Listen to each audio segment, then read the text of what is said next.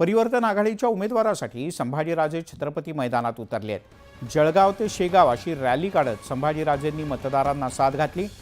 Prashant decker यांना निवडून आणण्यासाठी संभाजीराजे यांनी प्रतिष्ठा पणाला लावली आहे। दरम्यान प्रशांत डिक्कर यांना विजयी करण्याचं आवाहन संभाजीराजेंनी केलं।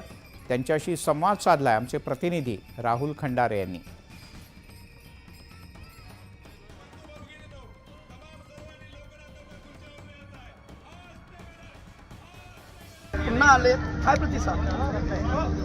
प्रशांत डिक्कर हे स्वराज्य पक्षाचे अधिकृत उमेदवार आहेत। दुसऱ्यांदा याचं कारणच हे आहे की माझी ही लढाई ही प्रस्थापितांच्या विरोधात आहे आणि शेतकऱ्यांचा मुलगा, सामान्य घरातला मुलगा जो आयुष्यभर हे 17-18 वर्ष नुसतं घरदार सोडून शेतकऱ्यांसाठी, कष्टकऱ्यांसाठी जो राबतो, खऱ्या अर्थाने शिवाजी महाराज, शाहू फुले आंबेडकरांच्या विचाराने जगतो, अशा व्यक्तीला एक ताकद देणं, अशा व्यक्तीला प्रोत्साहन देणं ही छत्रपती घराण्याची एक व्यक्ती संभाजीराजे म्हणून माझी ती जबाबदारी आहे। आणि मला पूर्ण विश्वास आहे, मला बाकीच्या मतदारसंघात जरा वेळ कमी दिला तर चालेल, पण एका शेतकऱ्याचा मुलगाला निवडून आणणं ही माझी जबाबदारी आहे।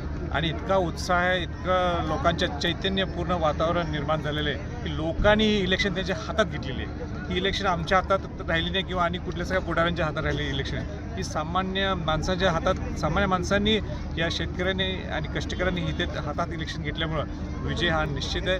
आणि 20 तारखेलाच मतदानाच्या वेळी तुम्हाला सगळं समजून येईल। 23 तारखेला हा गुलाल हा प्रशांत डिक्करना कुठल्याही परिस्थितीत लागणार हा मी पूर्ण विश्वासाने मला आपल्याला सांगितलं। राहुल खंडारे, न्यूज 18 लोकमत, बुलढाणा।